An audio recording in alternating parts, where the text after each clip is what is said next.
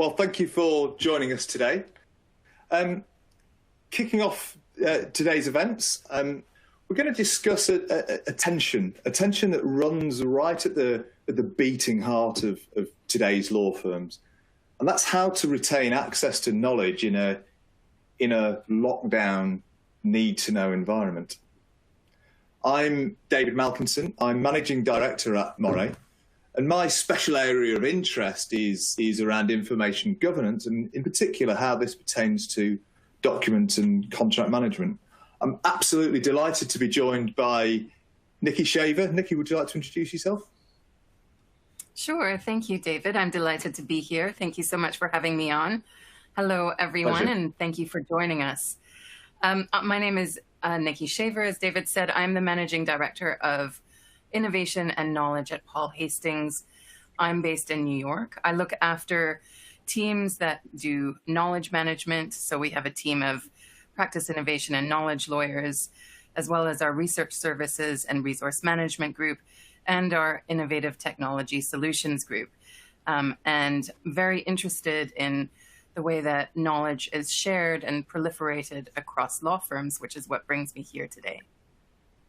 Right. I couldn't think of anybody better to discuss this subject with us, so that's great. Let's just set the scene for a moment. Just as knowledge workers, access to prior work content is the absolute lifeblood of any professional services firm, including ours. And clients very much expect their lawyers to be able to leverage their prior experience contained in various systems. In fact, I was speaking to my colleague Heidi Rudolph, and she does quite a few panel selections, and I had a look at some of the RFPs that are sent out, and you'll see it's written right into the centre of many RFPs is that you're expected to collaborate. So, Nikki, in your role, and again, you're very much at the forefront of this. Can you give us a sense of why, for a lawyer, gaining access to previous content, perhaps from different parts of the business, why is that so important?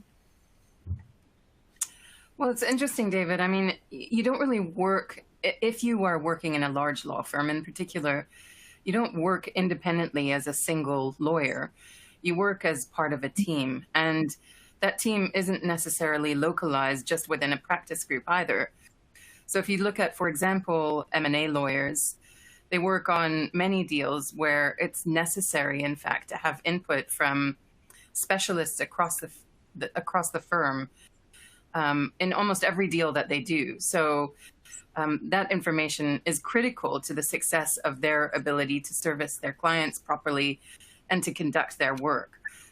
More than that, we talk broadly in knowledge management about intrinsic and extrinsic knowledge. And intrinsic or tacit knowledge is what we all have personally inside our brains. It's our own expertise. Extrinsic knowledge is knowledge that has been taken and documented somewhere or recorded somewhere. And, you know, law firms have very high value partners, rainmaker partners. The last thing they want is for those people to be interrupted all the time because people are coming to them asking questions. So it's highly beneficial for a firm, and it's really what makes firms work. The ability for us to take that expertise, that knowledge, record it somewhere, and share it amongst others for the purpose of training and leveraging it broadly for clients across the whole firm. As you say, it really is the lifeblood of the firm. The knowledge of a firm is what makes it work. Sure. And, you know, on the other side of this, of course, is information security, who have very different fears. What keeps somebody from information security up at night is they'll read the paper or read the news about these high-profile breaches, such as the Paradise Papers and Mossack Fonseca. What they really worry about is somebody getting in, let's say, as a cause of a phishing attack. And if the system is completely open, which is obviously great for knowledge sharing, they've got the keys to the kingdom. They've got access to everything within the firm.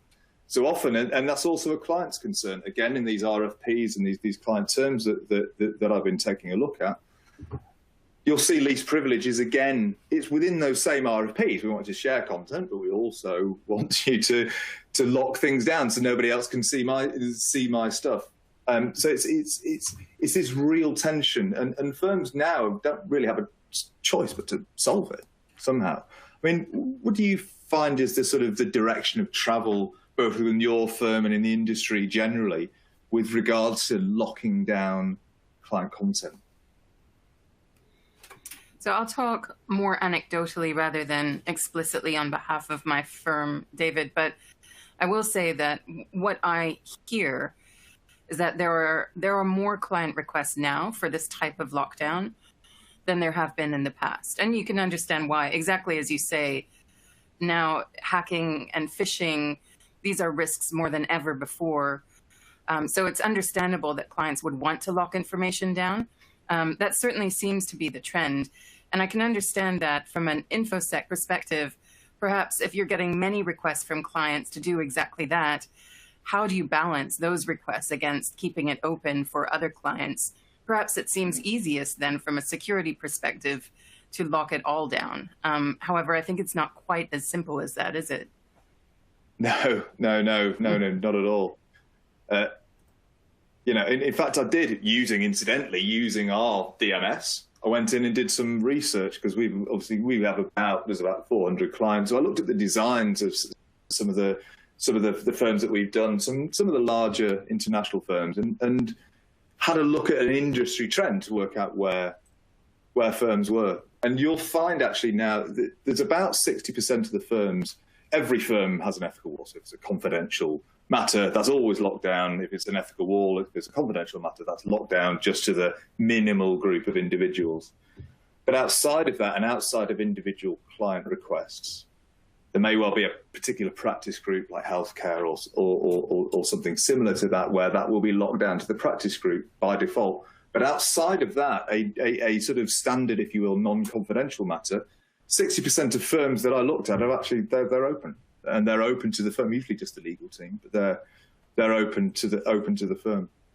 20% of lockdown just to the practice group only. That tends to be a fairly popular choice for those firms that are now moving to a more need to know model, and then 20% are matter team only. So, considering today's security requirements, it could be a surprise of why some firms don't just lock everything down. Most have actually got their non-confidential matters open. Do you have a sense of why that might be, Nikki? I think it's because it's much harder than it seems on the face of it. When you start digging into it, it's really not that easy. I think it's fascinating that you've done this research, by the way. Interesting to see that so many firms still are open. Interesting also to see the lockdown to practice groups. But when you think about the example I raised earlier of an M&A deal, for example, that's just one example. It already becomes really difficult to navigate how you bring in expertise from other practice groups into this matter if you're going to lock it down by client or to a particular practice group. So there's a lot of process and a lot of policy work and planning that has to go into it ahead of time.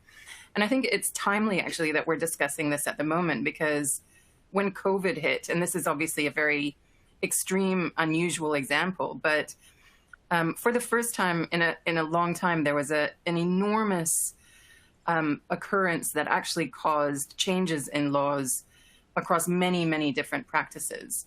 And these changes, these new laws that were being brought into effect, new claims of action, they affected all clients of all firms. And certainly at our firm, there was a working group created so that lawyers from each practice group could get together and work together on interpretation of the new laws that were being handed down and how they affected different clients and in what way. And that sort of collaborative effort, that's exactly why clients come to a large firm. That's incredibly high quality expertise, but in a fully locked down system, how would you do something like that? And it's such a pity because the clients would actually miss out enormously on it.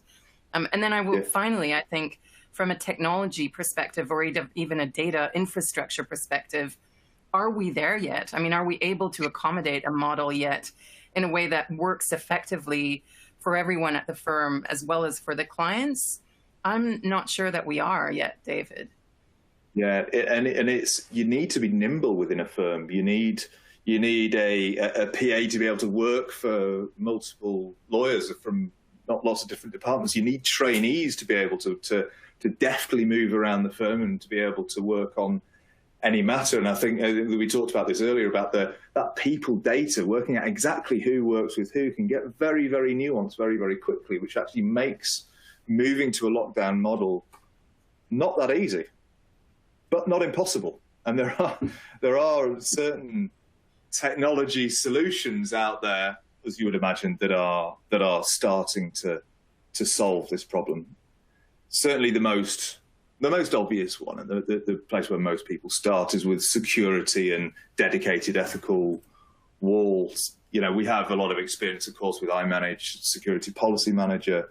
Walls is very, very common out there, as is Prosperoware. And they're evolving now from just being ethical wall products, and they're building in features such as research passes and temporary over the wall access, so you can ask for a sort of a hall pass, if you will, to go and look at content, all with auditing and workflow, so you can see things as you need to, as well as then tying back, getting the data management right, so you can then tie that out and automatically they can sort of self-maintain, if you will, which is coming on leaps and bounds, because this problem needs to be solved, and just a brute force lockdown just doesn't work.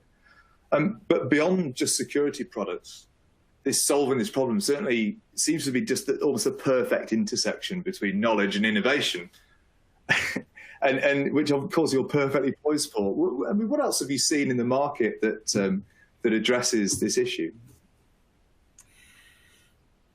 One of the things that would have to happen in a situation like this, of course, is that you need to put in place processes that enabled a really high-functioning knowledge team to get access to documents and redact them appropriately, so that high-value documents could be reused and shared safely in spite of the lockdown. And in order to do that, redaction tools really come into effect. So Litera's Clause Companion is an interesting tool because it's actually a clause bank, but they have a new feature which is called Anonymize.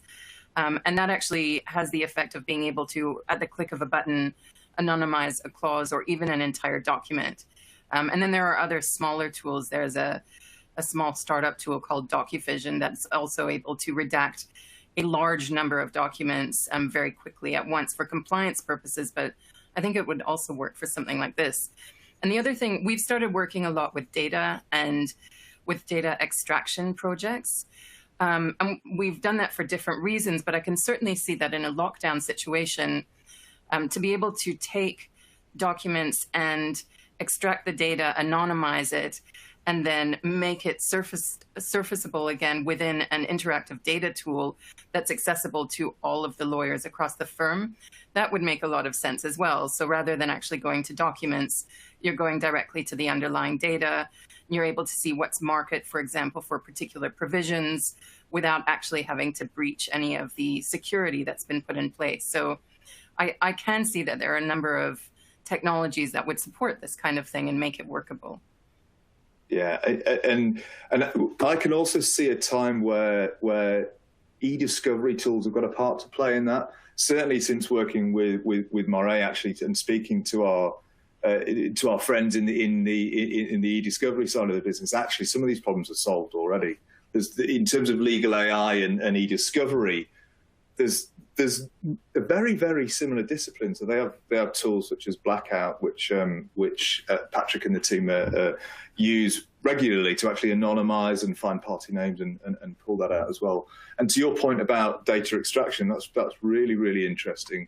And certainly in some of the corporates, they've been doing that for some time. They've been, we do this as a service for some of the larger financial institutions to actually do this sort of document extraction.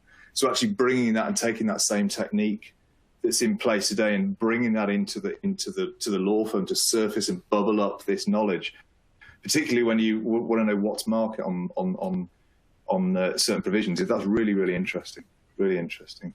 I mean, is there any other? We talked previously about the sort of contextual search and Yes, I mean, this is a really exciting area, actually. This is where, and this is more probably for the future. We're starting to see this in its infancy now, but the newer legal AI tools are really able to surface information as people are drafting. So you can, for example, be writing a document and the tool is operating in the background to scroll through a database and be able to surface exactly the types of clauses to you that you're working on. And so if you did have a really solid knowledge repository that was anonymized, you could imagine that this would become extremely useful, so that rather than the lawyer having to go to a knowledge person or a knowledge bank, it would just come to them as they're drafting.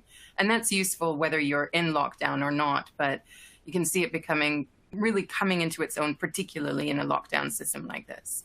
So Synthea is one of the tools that offers this, and DraftWise, which is a new tool out of New York just this past year, is another one that features this type of functionality.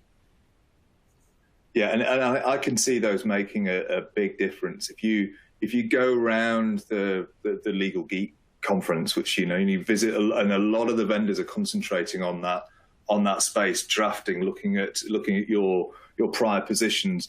And certainly in the corporate space, we've done some work with DocJuris, where you've got contract playbooks which are automatically derived from historical data, and again surfacing it to enable making sure that drafting is accurate, that you're picking up the right stuff. I think we talked the other day about, actually, if you surface this properly, this could be a real boom time for knowledge, particularly because actually there's a sharpened focus in making sure there is a really good curated knowledge out there. I mean, do you think this could be a renewed, sharpened sort of boom time for knowledge, you think, out there in the industry? Well, I do actually, David. I think it's sort of ironic because here we are talking about shutting everything down and the end of sharing. But in fact, I mean, let's imagine what would happen to a knowledge function in that environment.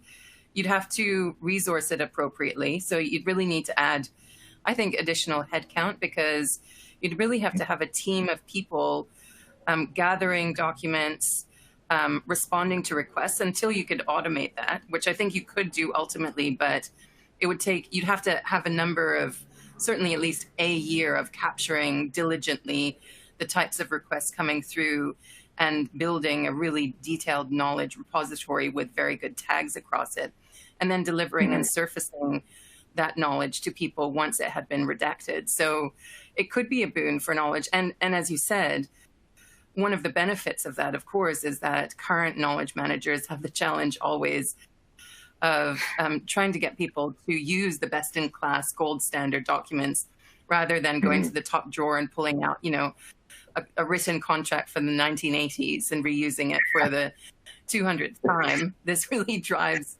usage toward your high-quality, high-value documents.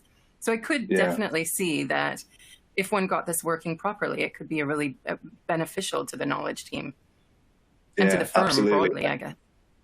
Yeah, and to the clients, by extension down to their clients, because things should be more efficient. Right. You're always getting the stuff, so you're actually going to hit the first draft. It's going to be the quality is going to go. Certainly, if somebody and more consistent as well, more consistent styling as well, which is nice for a client perspective as well. Yeah. It's pretty common practice in as you would imagine, we have a DM where heavy iManage users internally. And if somebody were to take away that from me, it would be I'd be blind. What would happen is, I think we were talking about this earlier, is what would happen if you took away access? I'd have to email everybody the entire time. I'd have to flood inboxes with queries the entire time and drive everyone crazy. And people would probably just ignore me. I wouldn't be able to do my job properly without it. But in terms of solving this problem, technology certainly has its part to play. But what we found is actually, I think you mentioned this before, is actually the process to get there has to be taken very, very carefully, because if you get it wrong, you'll make your system less secure if you lock it down too harshly, too quickly, because all people are going to do is email each other, and they'll email documents to each other. And then not only that, have you got yourself a security problem, you've also got an information governance headache as well, with documents being littered around inboxes, and it's problematic. So this is the process that we've used in some of our recent engagements, is actually just to go through the stages. And the first one is analysis, and actually discover what that sort of cross-pollination is within law firms. I mean, you mentioned sort of M&A and those sorts of transactions, but it can get very nuanced very quickly. I think you were talking about sort of access from marketing, particularly knowledge, is very important. And sometimes not just read only, but also write access as well. Yeah, I think that's right. Yeah. And I think we were talking previously about making sure that you have the right data in place. So particularly people data, and making sure that MBI process is right. I don't know what your experience speaking to peers anecdotally of what sort of people data is like in law firms. I think it's one of the things that people will have heard about before, the challenges of experience management and the way that lists are managed within a firm, who belongs to what practice group. It's very common for people to belong to one practice group but multiple industry groups, or to straddle two practice groups, or perhaps you have industry groups as well as practice groups. And what does that mean? All of those things would really have to be resolved in order for this to work. So I think that's one of the things that would have to be in place. And I think this is where you're absolutely right, David. It comes down so much to analysis first, making sure you have the data in place, not just the data, but also the systems to ensure consistency of data and that it's being funneled through the systems in the correct manner, and then putting in place processes, but also policies. As you said, the difficulty is someone emailing somebody else a document, but what about as well when we're back in the office, if that ever happens, walking next door to somebody and saying, do you have a copy of this? And they have a printout and handing it to you. This is something which is an issue with ethical walls, but I think people are much more used to dealing with that, and they understand the risks inherent in it. Whereas I think one of the problems here is if you shut everything down and you make it so that, I worry that some people would feel, without there being quite strong policies that also explain the why of it, that the feeling might just be, well, we need to get this done, so let's do what's quick and easy. Yeah, and it takes a lot to stand in front of an equity partner and say, no, you can't get access to your content anymore.